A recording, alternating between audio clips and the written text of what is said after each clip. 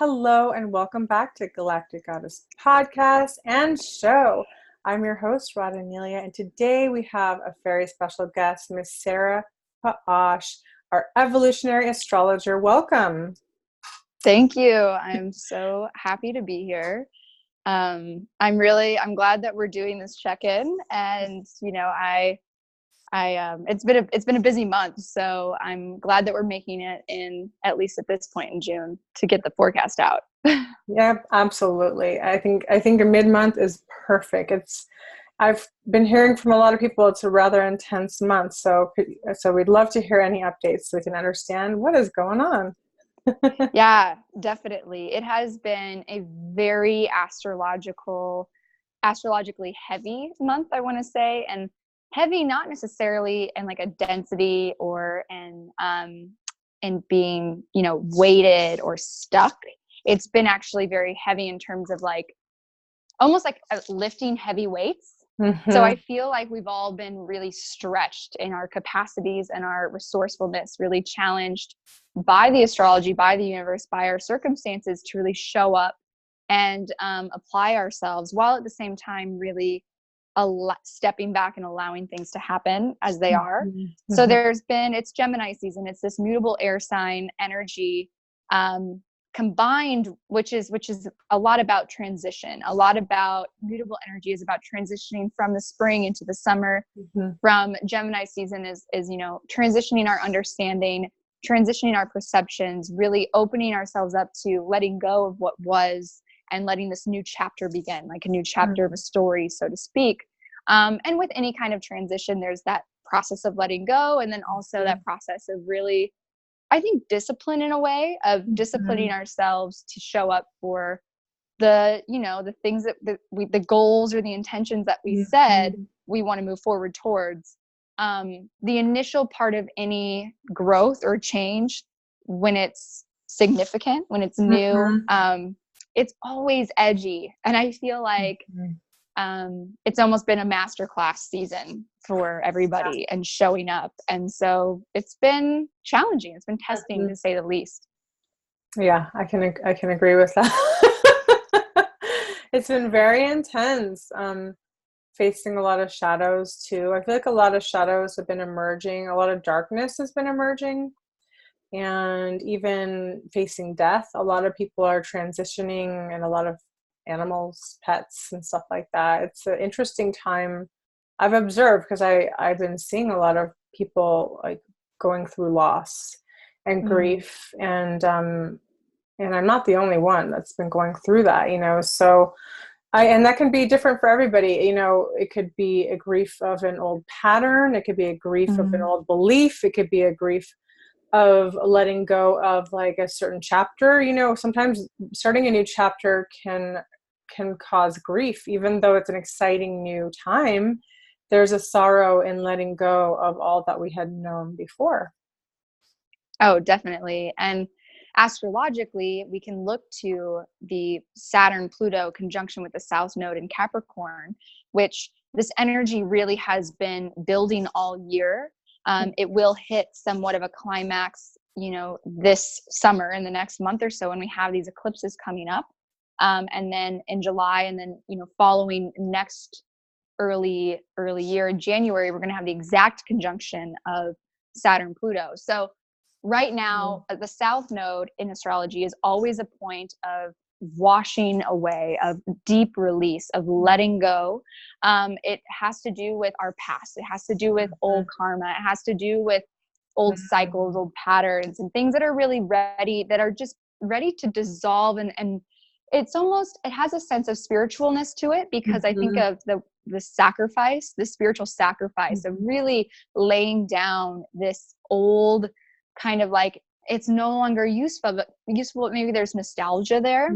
Maybe there's attachments. Maybe there's, so yes, the grief is definitely there with Saturn and Pluto, and Saturn in his home sign in Capricorn. I mean, this is the death of old like power structures and power dynamics. And it has a lot to do with just the foundation and the systems that we've been built on of like patriarchy and all of this. And so it's like anything that doesn't have integrity, anything that's not sustainable, maybe we've been able to be a really strong kind of sense of support for ourselves or our family or friends. We kind of talked about being that kind of like rock for everybody.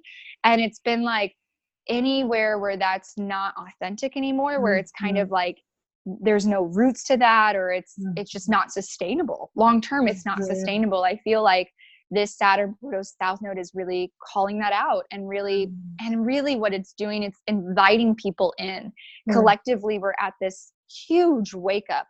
I mean, the amount of collective waking up and consciousness that's happening, I feel that we are not even aware of that, what that's actually, we're in it. You know what I mean? Right. So I think that will be revealed to us in time. But I think in this moment, being in it is really important for people to have a practice of just self-honesty, of really checking in, and also that, like you said, that surrender and that acceptance to, like, if things are kind of falling apart, or if we're reaching a breaking point, and it used to work in its old way. Like, that's the thing. Saturn is a 30-year cycle and Pluto is over 200 years. So this evolution is not overnight, right? No. This is not something that's going to crumble overnight. It is not going to be rebuilt overnight. Yep. And I think that June has really called us out in this way of, like,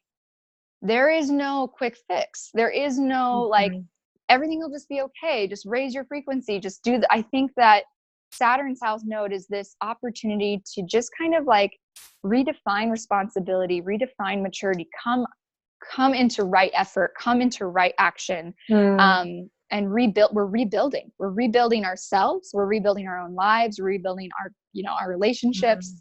Our world is really rebuilding, but it feels like destruction. Oh yeah, that's so true. I always like the metaphor of like a mosaic.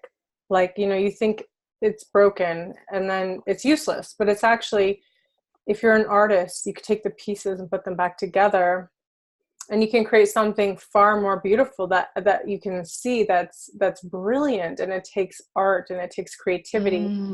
And I really feel that exactly what you said, that we're building from the inside out. It's subtle, but when the tower falls within, it feels like, your whole world is crashing, but really it's just making room. And I think that perspective is so important to come back to for us. Definitely. And it has been a constant process of cleaning out, of emptying out, and then also opening up. Today, actually, on June 19th, we have Mercury and Mars opposing Pluto.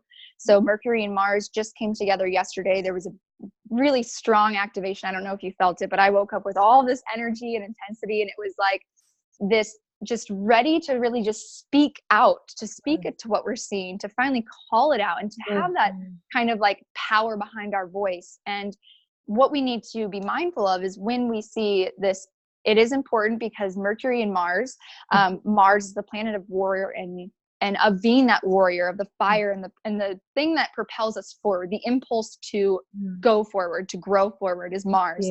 And Mercury is our mind, our mouth, our communication, the messenger, the ability to kind of see both sides, to go to the dark and go to the light, and really have that space of neutrality and objectivity. And having them together and having them with the North Node in Cancer, it's like, yes, it's time to start speaking to the future that we're building. It's time to start calling out the problems that we're seeing. It's time to stop holding back, shutting down, keeping our mouths shut.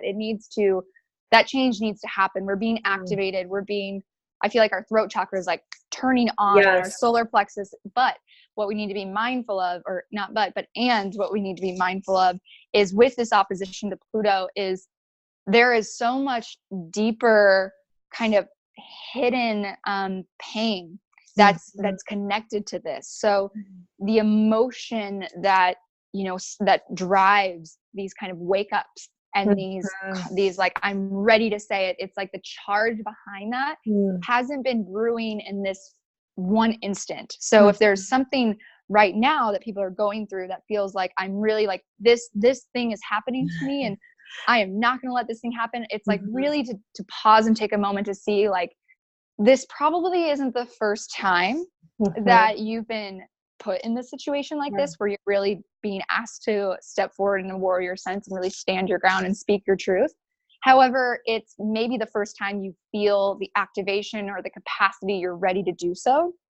And so making sure that we don't carry over all of that charge of that repression into the current circumstance, and then actually diminish our ability to connect with that journey moving forward, if that makes sense. Oh, it makes so much sense. Like, it's kind of like, I do see that as like the same as like when people have a story inside, like there's something inside and it's like, it's been prepared to be coming out. Right. And now is the time for people to step into their warrior light. Like, we really can't be pretending like things are not happening that we know are. And part of being responsible citizens is speaking to them, although they may not be quote unquote popular amongst, popular, right? It's not popular to talk about problems. It's not popular to talk about issues, real issues. It's like we live in a time where it's like love and light. And so, this is where we have to stop the spiritual bypass and get the rug, flip it over, and like be like, okay, what's going on under here? Yeah. And Spirit's been calling me to study kind of like nonviolent communication and just really to learn more about communication in general, because I think it's something, I mean, we grow up learning reading or writing. It's a very like fundamental thing. However, we really don't learn.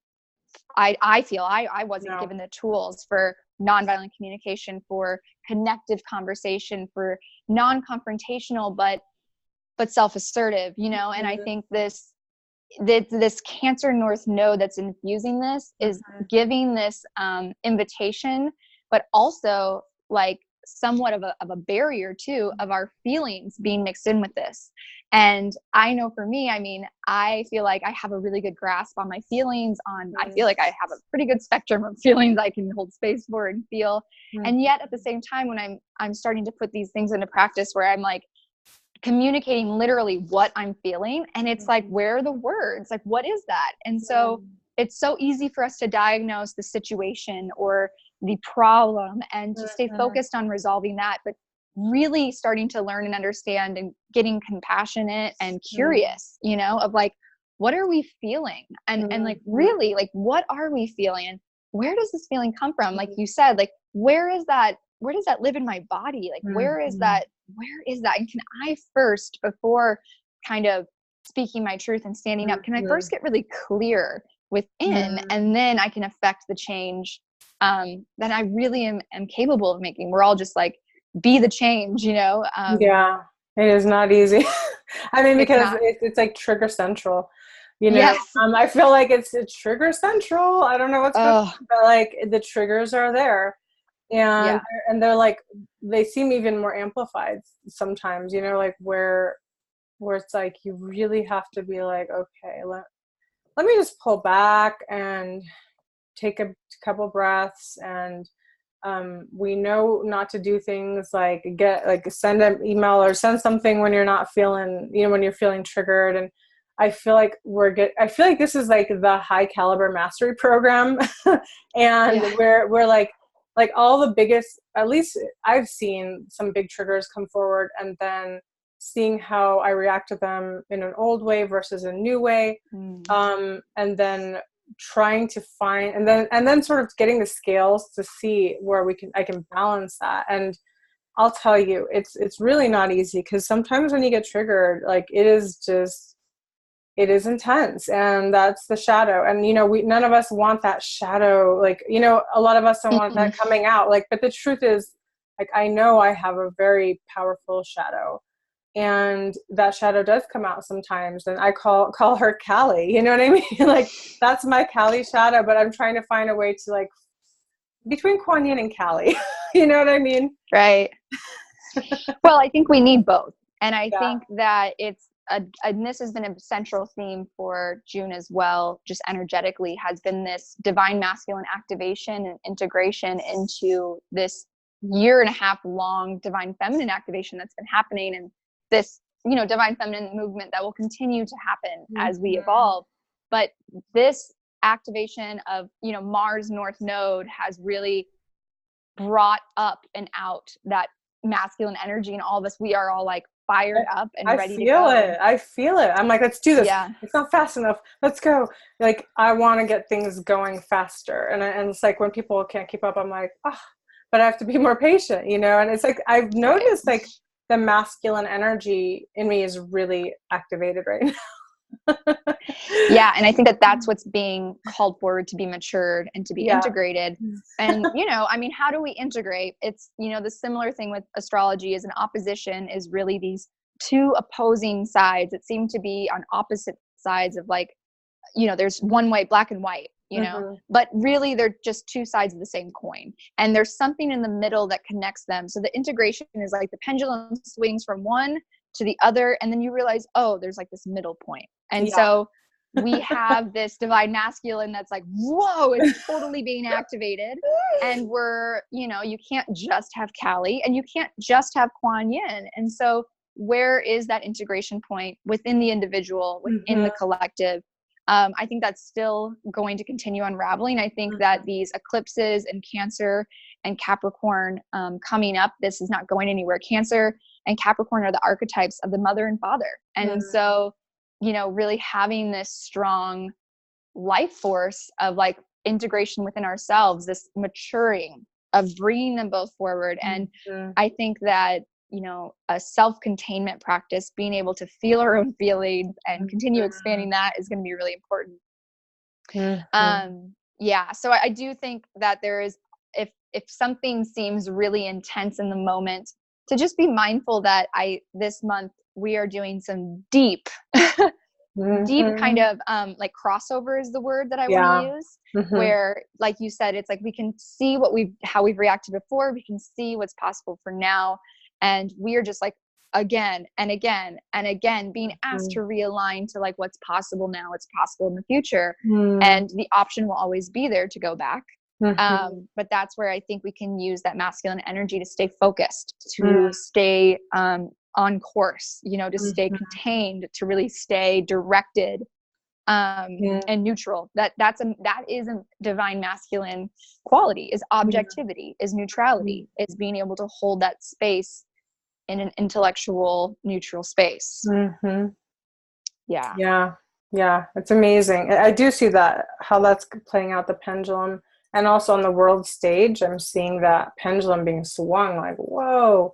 And I'm seeing a lot of people being triggered. Like, sometimes I don't even want to go online because I'm like, people are just bickering over this, like, stuff that is just kind of like, okay. I can see people are going off trying to push their beliefs, and everyone's battling for their belief. And I'm just like, keep me out of this. You know? Right. And I think, you know, with Mercury retrograde coming up in July as well, actually just after today, we have the summer solstice. I'll kind of just keep going with the astrology because I think we're leading into it. We have the summer solstice, which is when the sun moves into Cancer in a couple of days on the 21st. And it's really beautiful because that same day that the sun moves into Cancer, and we have the longest day of the year, solstice, meaning sun standing still. And then that same day, Neptune stations retrograde and Mercury enters shadow. So it is kind of this beautiful, whenever a planet stations retrograde, it feels like they are standing still. So the potency of that energy of that planet is always stronger at that time. So Neptune is in this kind of like this holding space of like, whoa, like just like we're in it. And at the same time, the sun is standing still, solstice, and Mercury's entering into the shadow phase. So it's entering into the unknown is really what it is, but it's in the light of consciousness. I think we are waking up to not only what is true, we're waking up to what's necessary to get the truth, you know, to really do the work we need to do to progress collectively and individually. And I think that this Neptune retrograde in this moment in time is really being honest about like, how are we figuring out the truth? Like, where are we hearing the truth? And I think it's this internal process with ourselves of like, what feels true? What is true for me? And then Mercury retrograde through Leo and Cancer, I think begs the question of, okay, but even if I know my truth and I own that, how good does that do me if I can't relate that to anybody else? If I'm isolating myself or causing separation or causing war because I'm so certain on my truth, that I'm not able to actually listen to anybody else. Or so I think that there's going to be some invitations to kind of to figure out how to express ourselves. You know, Leo is the sign of ruled by the sun, of self-expression, of really living from the heart. And so there's this and just momentous energy building of like inner truth coming out and people be fired up and like coming from the heart, and we're coming from a good place. But it's like during this retrograde, and Mercury's retrograde coming up and Neptune's retrograde, there's so many planets retrograde. It's really a time to reflect, to really be reflective in terms of how can I observe what's working and what's not working, and what's getting in the way, and what's helpful, and what's bringing people together, and what's pushing people away, and where is that coming from? Why, when I say I need to speak my truth, why do I feel like I need to shout it? Or so I think that that's going to continue to be a theme. Interesting. Yeah. Wow. That's that sounds like fun. Sounds like a debate, high school debate. Yeah. A debate. And that's the thing is like, I think we're getting to the point where the true debate is like, why do we need to debate? Yeah. You know what I mean? Like, why can't we just find this capacity to seek to understand? Yeah. You know, like if we truly embody and believe and hold our truth, there really is no need to debate. Right. Yeah. Right. There was something I posted today that I really liked. I love Jim Carrey. And he said, cheers to all the people that can change their minds when presented with information that contradicts their beliefs. So that's like having a flexible, you know, how you can have your beliefs, but having a flexible mind to be open to expansion, to being open to other possibilities that maybe the ones that maybe we've learned, there's more to it, right? So I don't think any of us have it all figured out. We all have pieces, and we all, you know, different things come through different people. And when we come together in a more compassionate way, I think we can start putting the pieces together in a much healthier, better way. Yeah. Yes. And definitely being mindful of where our beliefs can actually limit us, like you're saying. And I think not being so stuck on seeking like the answer or the truth, because there's no like destination. You know, I think this infinite open-ended question with the universe, we're definitely in a learning phase that's not going anywhere collectively.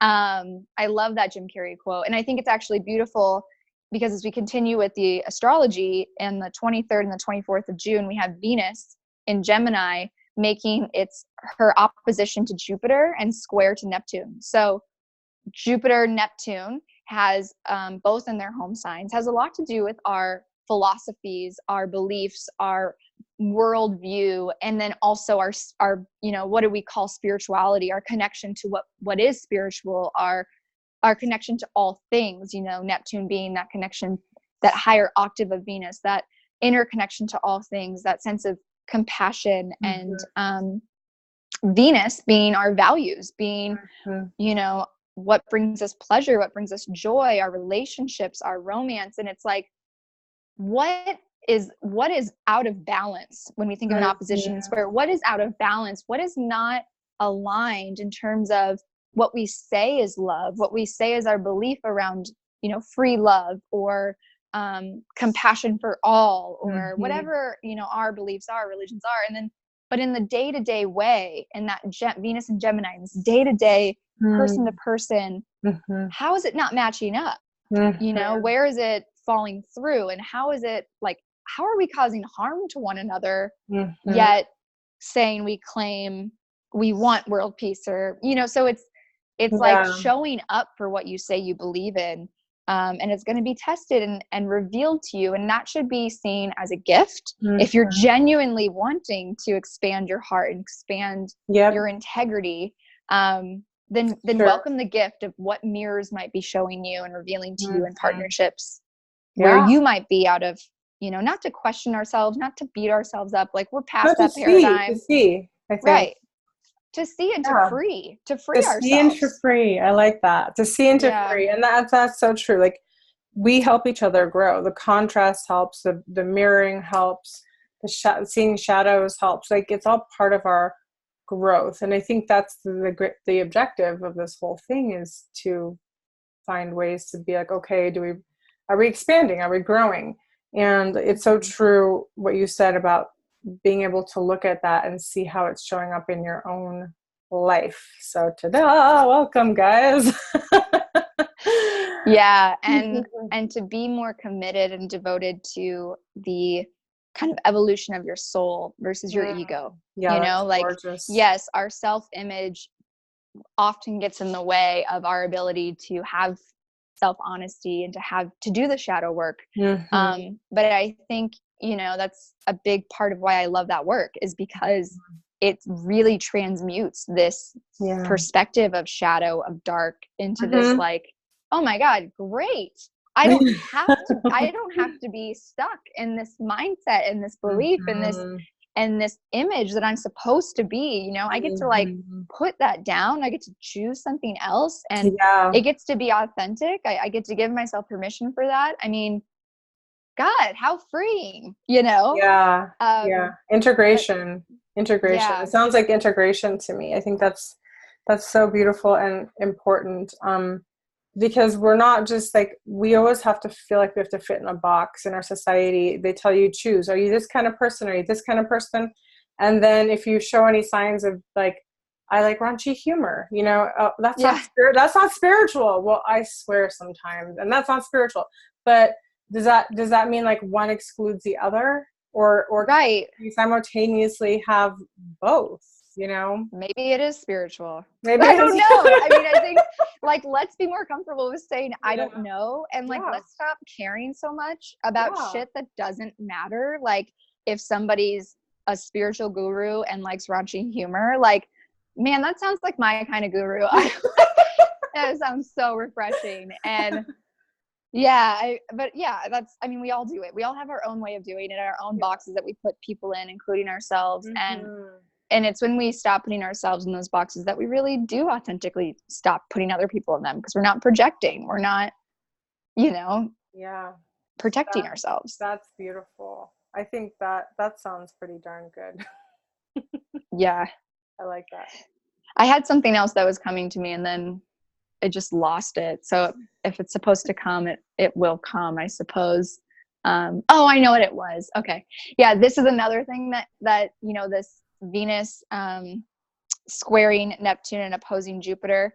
Another thing that I think is important to play into this, and with the eclipses coming up and just the rest of 2019, because the overall themes in the year are the eclipses, whenever are the eclipses. So it's the Cancer Capricorn eclipses, the North Node, South Node, and then the outer planets making major aspects, because they're much more rare. So they have much more kind of impact and influence. So because the evolution has been a longer time previously, right? So like this time that it comes around is not as often, whereas the personal planets, Mercury retrograde, I mean, we're evolving our minds every Mercury retrograde. So it's like, it's a good upkeep, you know. But when it's a Plutonic evolution, a Saturn Pluto evolution, that's a little bit more ancient. It's a little bit crustier in terms of like what we're working out and renewing. So the major aspects are the eclipses, and then also the Jupiter square Neptune, which has a lot to do with our beliefs, our belief structures, and what we believe is possible, and our spirituality, and this idea of truth. I think that's a lot of it. And also like what we believe is possible in terms of what we can co-create with the divine. What is our relationship? Is this a friendly universe? That's been a big one. And and then Saturn sextile Neptune. So that's a lot of, Neptune is like the heaven and Saturn is the earth, and it's like bringing heaven to earth. So really grounding in a supportive way, integrating our spiritual practices, whatever we're waking up to, but then having that integrity and that embodiment. And I think what we're talking about, I'm like, a theme I've seen is everybody's kind of like, we're putting off the work of like the next step in our growth or the next step in our evolution, because we can tell it's going to be hard. We can tell. And when I say hard, I mean, it's going to cause discomfort. You're going to be put out of your comfort zone. You are going to have humility. You're going to there's going to be change. And we all just want the answer. Like, we all just want the answer, the solution, this quick fix. And we all do that. I'm like, I'm not immune to that. I'm so that kind of person who like finds a book and I'm like, this is the answer. Maybe it's my Sag moon. I don't know.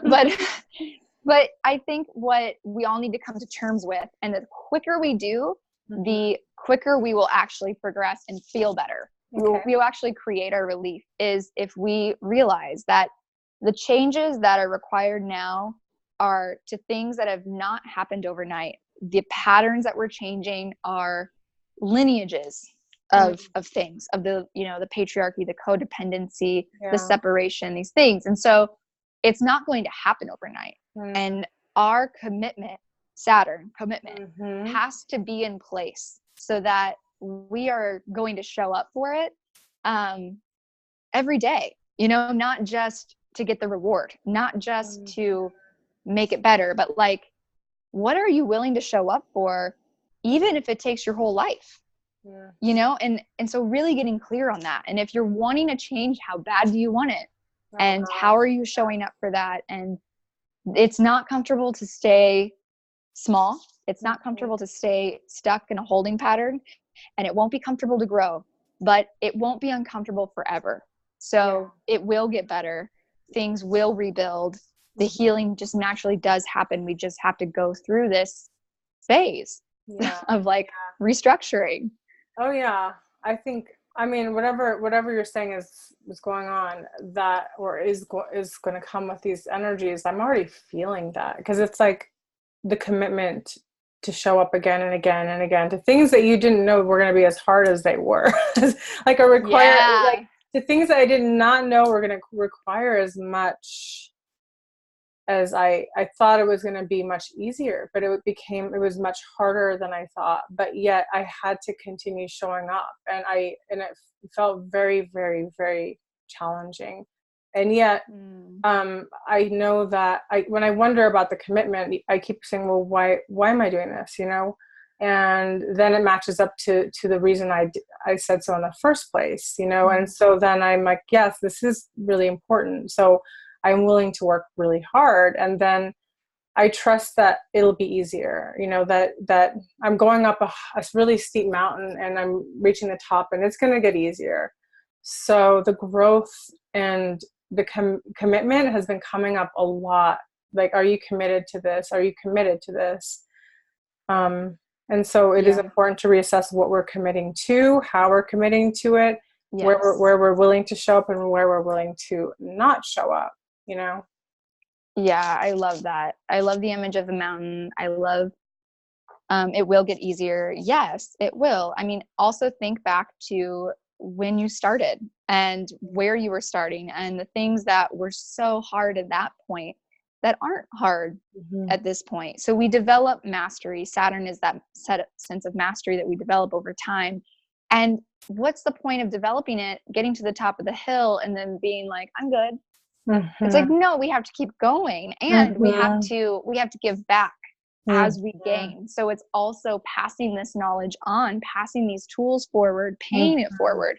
And really, it's the gift of growth. If we're here to evolve, if we are here to grow, this moment in our personal evolution, collective evolution, like, you couldn't ask for more efficient growth cycles. It is rapid. Yes. But so it's like, yes, it's challenging. Let's just name it as that. It's not, we're in it right now. We are in the wave, personally, collectively. I'm a firm believer though, that we aren't ever put in a situation that we're not capable Oh yeah. of reaching. So it's also, what is the benefit of being in these situations? It's like, Mm-hmm. there's an inner resource that we have to access Mm. that actually comes out of us. I don't actually think it's something we gain from outside of ourselves. I think it's something from within that's activated when you're in a situation where you have to figure it out. Yeah, You do. you And that do. is, how I else, laugh so hard right now. yeah, like, and how else Oh would my you God. get that? How else would you get that confirmation that you have the capacity to do it? You Yeah. wouldn't just go looking for it. Like, no offense, but we're not that eager to grow, Yeah, you I know? know. So yes. And I think, just by the end of this month, we have Mercury actually entering into Leo. So there's some creative, juju coming in with our minds, and having this really playful kind of innocent nature. I think that we're all really needing. Mm-hmm. Cancer has been a really sensitive, emotional, felt Mercury retrograde-esque time. Yes. But Yes. now we move into the heart chakra, the mind. Mercury drops into the heart, and we really have this like jovial time, this innocence that we can carry into, like, not innocence and causing harm, not ignorant, Mm-hmm. but this sense of like, let's assume the best in ourselves and everybody, and like, let's be a learner, let's experiment with that. And then by the end of the month, when the moon's in Cancer, it'll sextile over to Uranus, the same time that it kind of squares Chiron. And so I think there's going to be a big breakthrough, a big healing potential in terms of kind of like shattering an old identity that came from that wounded place.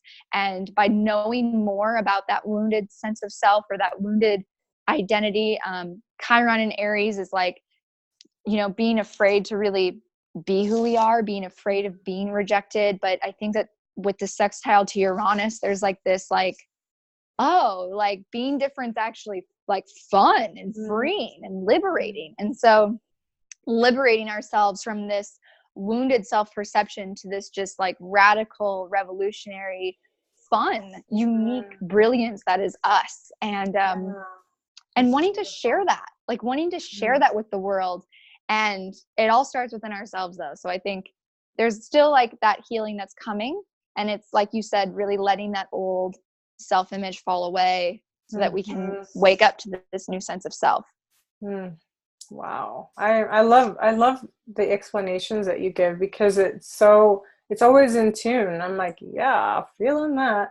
And yes, I can see that happening, the restructuring and all the things. I think that's why I love astrology so much, although it's a bit, it's very complicated. There's a lot of different moving parts to it, but it's amazing to see how it affects us all. Like it's interesting how the same energy is like, we all have to sort of get those lessons, and we don't get to hide from them.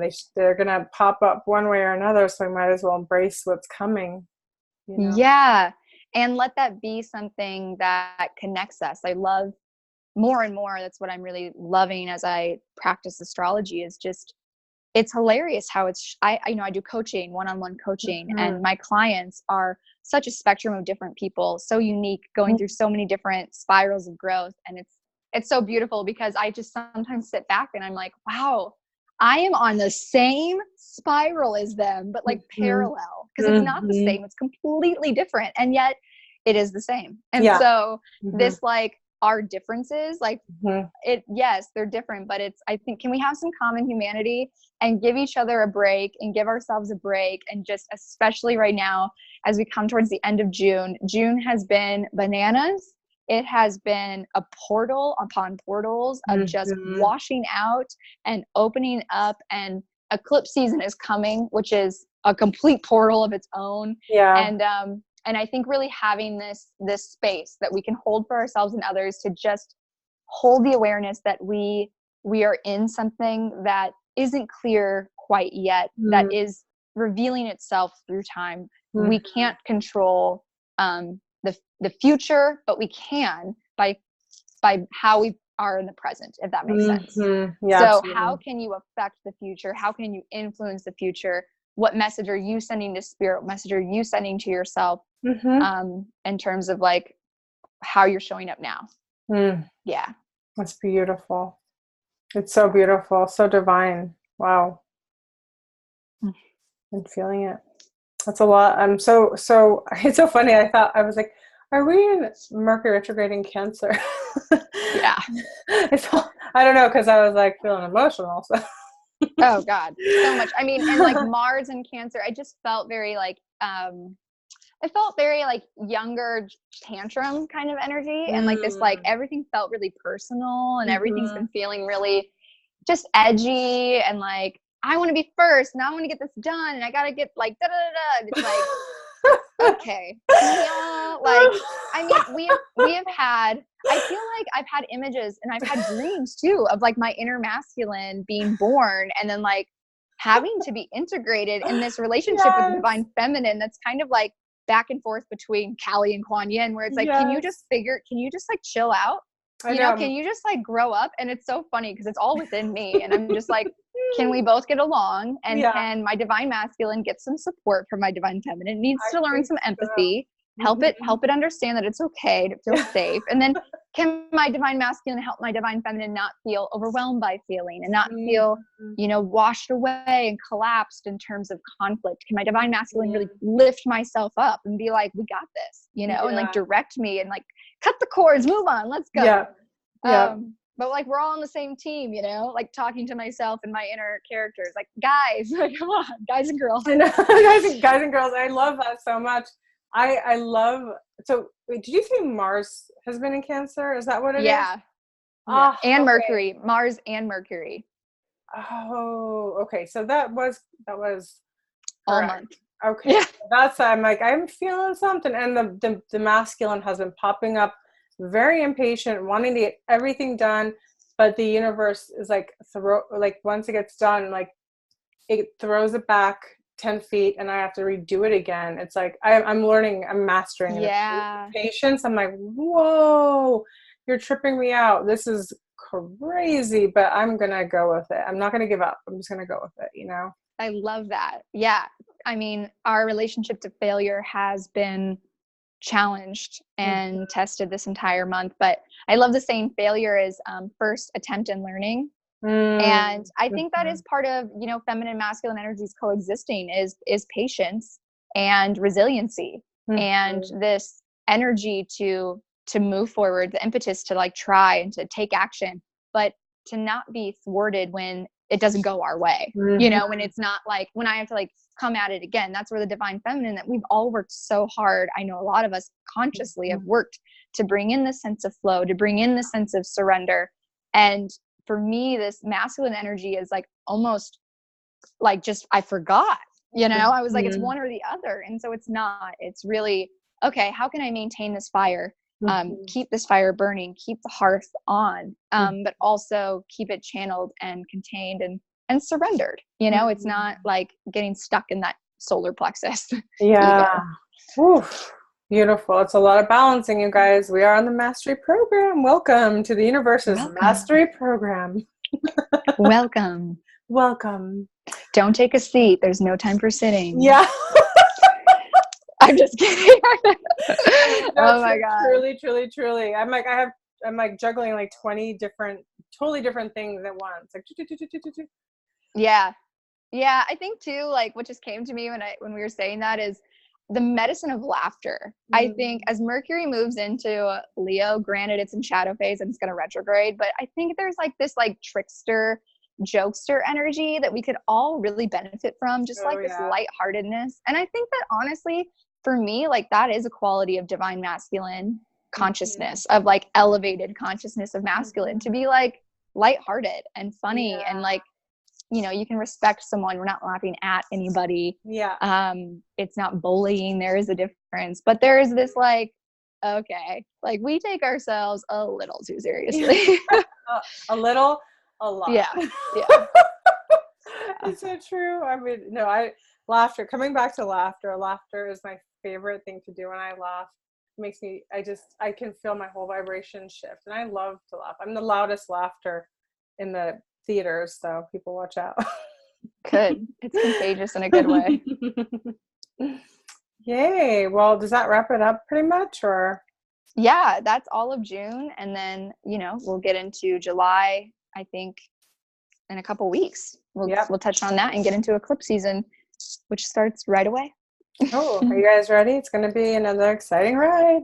In the meantime, thank you guys for joining us. And thank you so much, Sarah, for your amazing evolutionary insight. It's truly a gift. And I honor you, your presence, and your wisdom. Thank you. Thank you. Thank you so much for having me. And yeah, it's been a gift. I'm glad that we tuned in today. I'm really excited we did that. Yeah. Beautiful. So enjoy, guys. I'll put all her information below so you can contact her for your own personal reading. And with that, much love and have a beautiful day. Blessings. Mwah.